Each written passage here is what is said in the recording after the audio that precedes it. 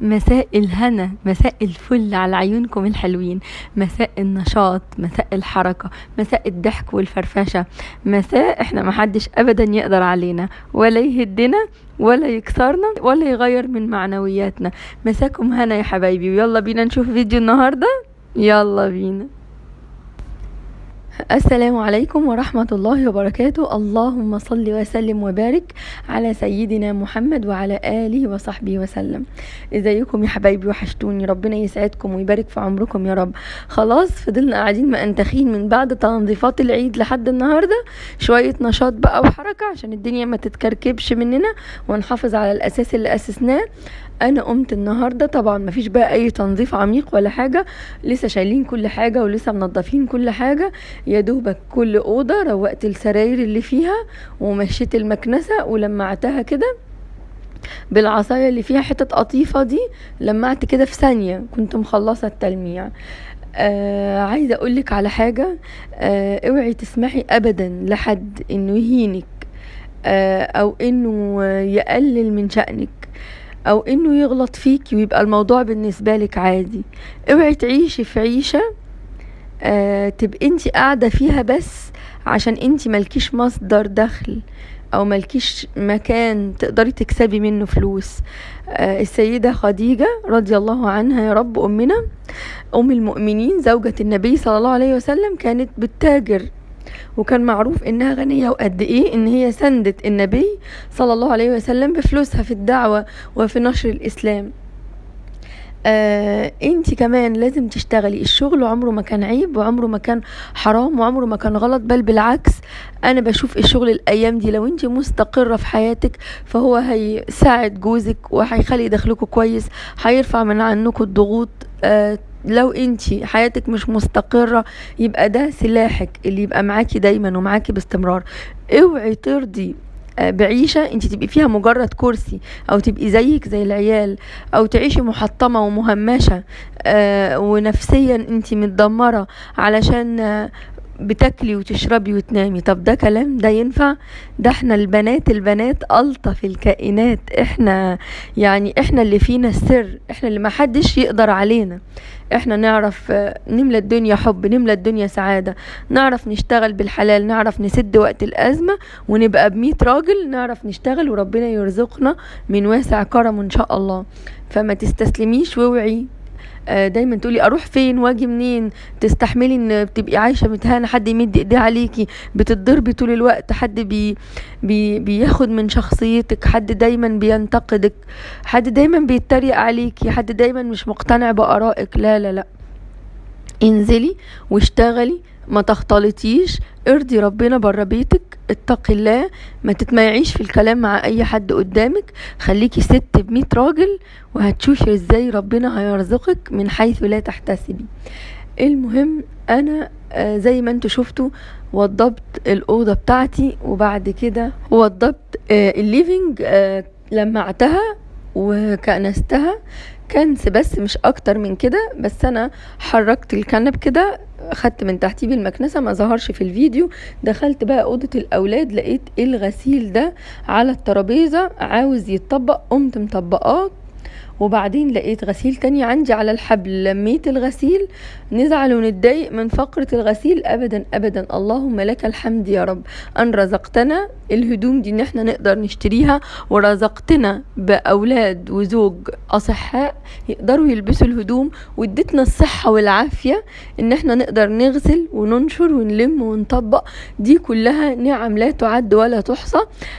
اهم اسباب تخليني انجز في النظافة بسرعة واخلص، اول حاجة اعملها اني اقفل الموبايل بتاعي. يعني تتفرجي على الفيديو بتاعي، تتحمسي للتنظيف، تقفلي الموبايل بقى ما تتفرجيش على حاجة تاني غير لما تخلصي. خلاص قفلنا التليفون، لساني ما بيغفلش عن ذكر الله.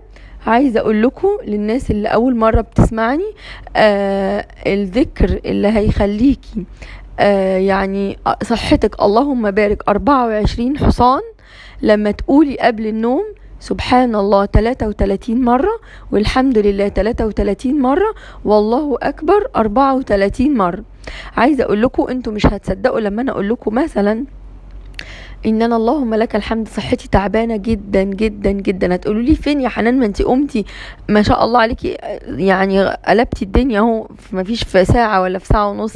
هقول لكم والله ده بفضل الذكر اللي انا قلت لكم عليه، اللي النبي محمد صلى الله عليه وسلم علمه لنا وقال ده خير من خادم، ده افضل من الشغاله. المهم بقى بعد انا ما لميت الغسيل، قمت طبقته في ساعتها، وكان عندي طبق غسيل مبلول، قمت نشرة لميت الأوضة بقى، فردت الملايات وطبقت الكوفرتات، وقمت ممشية المكنسة في الأوضة، وخلاص الأوضة دي تعتبر خلصت كده. هي بتبقى أكتر أوضة فيها كركبة، عشان بيبقى فيها إيه دايما الغسيل، دايما لعب الأولاد، السراير بتبقى متنعكشة. فالمهم اتروقت وبقت جميلة وبقت زي الفل. خلصنا كده الأوضة، قمت داخلة على المطبخ على طول. أنا بقى عايزة أقول لكم قبل ما أبدأ التنظيف ده كنت عاملة الأكل طبعا ومجهزاه. في اليوم ده أنا عملت رز وكوسة وفراخ. وبعد كده بقى خرجت على الريسبشن، روقت ولمعت برضو بالشرشوبة.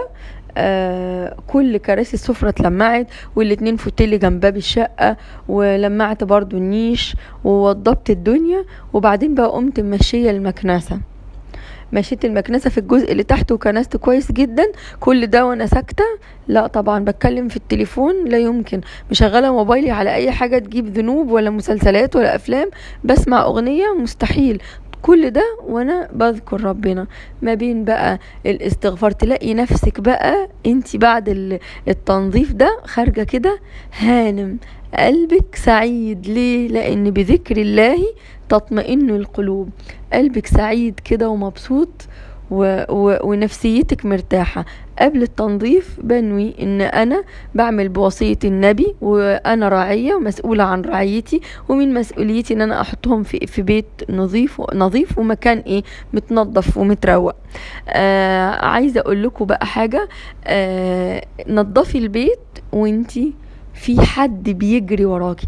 عارفة لما يتصل بيكي شخص مهم جدا يقولك انا هكون عندك خلال ساعة، اعتبري ان هو ده حصل بالظبط.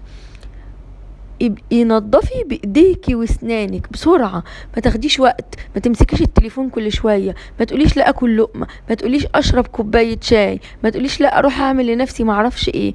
انتي خلاص هننظف، يبقى دايركت نظافة، وما اعملش اي حاجه غير اني انظف، وما فيش حاجه تلهيني، وابقى اشتغل بسرعه بايدي واسناني. هتلاقي انك انجزتي كم كبير جدا جدا في الوقت ده، وما عطلتيش نفسك، وهتستمتعي ببقيه اليوم. ولو حتى قعدتي وقت طويل في اليوم ده، هيبقى عندك الايام اللي جايه خلاص البيت متروق ومترتب ومتلمع، ما انتش محتاجه تبذلي مجهود كبير لمده يومين 3 على قد كم حله اللي في الحوض، وعلى قد شيل وحط الغسيل بس، مش اكتر. دخلنا بقى خلاص كده الريسبشن من فوق وتحت، خلاص بقى زي الفل، كنس بس. وجيت مسحت بقى بدوني متخفف بميه قدام باب الشقه، مطرح نزول وخروج الولاد للصلاه. طبعا بتبقى الدنيا متدرمغه. وقمت داخله على التويلت وغسله المرايه مخليها زي الفل، وقمت منقوله على الحوض. ايه اللي عندي في الكاب اللي انا حاطه فيها الحاجات اللي انا بنضف بيها، مفيش فيها اي شيء غير شويه اوكسي وميه بس كده يا حنان، بس كده. ولا تقولوا لي كلور ولا تقولي لي يحزنون. ليه؟ لان احنا بننظف بصفه دوريه. احنا قلنا خلاص بقى مش هنسيب الدنيا تقعد تتراكم والحاجه تصفر والحاجه تخضر ونرجع نقول عاوزين حاجه تشيل الدهون، لا عايزين حاجه تخلي التويلت معرفش شكله ايه. لا، احنا ربنا يدينا الصحه والعافيه يا رب. بننظف بصفه دوريه. صفه دوريه مش معناها اني بموت نفسي كل يوم. اديكوا شايفين انا بنظف معاكم بصفه دوريه اهو. وشوفوا بقالنا كام يوم يعتبر من وقت العيد ما عملتش تنظيف حقيقي يعني في المكان، ولا دعكت ولا عملت حاجه.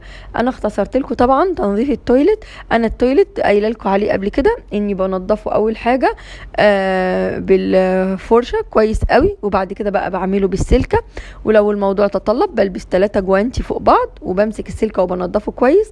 السلكه اللي بنضف بيها الاتنين تويلت، القاعده بتاعه التويلت برميها في الباسكت بعد التنظيف على طول. يعني بنضف اول قاعده وتاني قاعده وبعدين برميها في الباسكت. انا هنا بقى بقول لكم يعني خدتكم في الطريق من التويلت لحد التويلت الكبير، من تويلت الريسبشن للتويلت الكبير. نظفت بقى التويلت الصغير وخليته زي الفل ومسحته بالدوني. شموا بقى يعني اجمل ريحه في الدنيا. غسلنا كل الغسيل ده، وفي غسيل في الغساله، معقول الكلام ده؟ معقول عادي جدا. الغساله والغسيل قصه حب وعشق وارتباط لا تنتهي. اخدت بقى الطبق انشره، لا يمكن يحصل ابدا، خلاص خدته حطيته جنب سرير الاولاد تحت الشباك. قلت بكره ان شاء الله باذن الله هنشره. وكان عندي بقى بقيه هدوم حطيتها في الغساله عشان تتغسل، طقم ابيض كده. والمهم بقى السلكه بتاعه التويلت بتاعه الحوض والبانيو دي بتفضل معايا فتره طويله، انما اللي بنضف بيها التويلت نفسه، قاعده التويلت نفسها دي برميها اول باول مع كل تنظيفه. مفيش احتفاظ بحاجه زي كده عشان الميكروبات. طيب دخلت بقى على المرايه دي برضو ونزلت عليها حتتك بتتك. مفيش اي حاجه بتخلي المرايه حلوه غير ان ادعكها الدعكه المتينه بالسلكه وارشها بالميه. طب والنشف بايه؟ مفيش يا حبايبي تنشيف، هي هتنشف لوحدها. وبصوا عليها بقى هتبقى لؤلؤ، المرايه هتبقى تحفه. ونزلت على البانيو ايه طبعا انتوا عارفين، حتتك بتتك. عندنا مسابقة النهاردة نقولها بسرعة كده علشان نقفش مين اللي بيتابع الفيديو كله ولا لا. النهاردة في روتين النهاردة في مكان انا ما دخلتوش خالص ولا نظفته ولا قربت منه. قولولي ايه هو المكان ده. جايزة المسابقة 150 جنيه لسعيدة الحظ اللي هتفوز بيها. ربنا يسعدكم يا رب. لو وصلتي لحد الجزء ده من القناة من الفيديو سوري، دوسي لايك حالا، دوسي لايك. لو ما دوستوش هزعل منكم بجد، اللايكات قليلة جدا. انا بعمل مجهود وبحاول القناة تكبر على قد ما تقدر. انتوا كمان ساعدوني، انا عارفة انكم بتساعدوني، ساعدوني اكتر. كل البنويت والامارات اللي اشتركوا في القناة متشكرة قوي ليكم ونورتوني. واللي اول مرة تشوفني دوسي لايك على الفيديو ويجري اعملي سبسكرايب للقناة. بعمل مسابقات باستمرار. طبعا صاحبة الجايزة اللي هتجاوب صح اول واحدة هي دي اللي هتاخد الجايزة.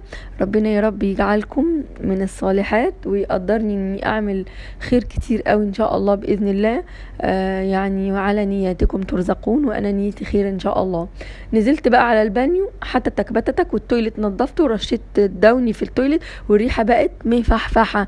بصوا بقى الكوسة بتاعتي هصورها لكم في مرة، بس عشان انا في اليوم ده النهاردة كنت مزنوقة جدا في الوقت، فعملت الاكل ده اول حاجة بسرعة بسرعة. بس عايزة اقول لكم الكوسة خطيرة. سرين من اسرار الكوسة بسرعة كده انك تحطي عليها نعناع وتحطي 3 فصوص توم مفرومين، دي تخليها تحفة. بحبكم جدا جدا، دمتم في صحة وهنا وحب وسعادة. ما تنسوش اللايك حالا، وهستناكم في فيديو قريب جدا. يا رب ربنا يملأ قلوبكم بالخير والبركة والسعادة. بحبكم في الله، والسلام عليكم ورحمة الله وبركاته. دوسوا لايك حالا اهو.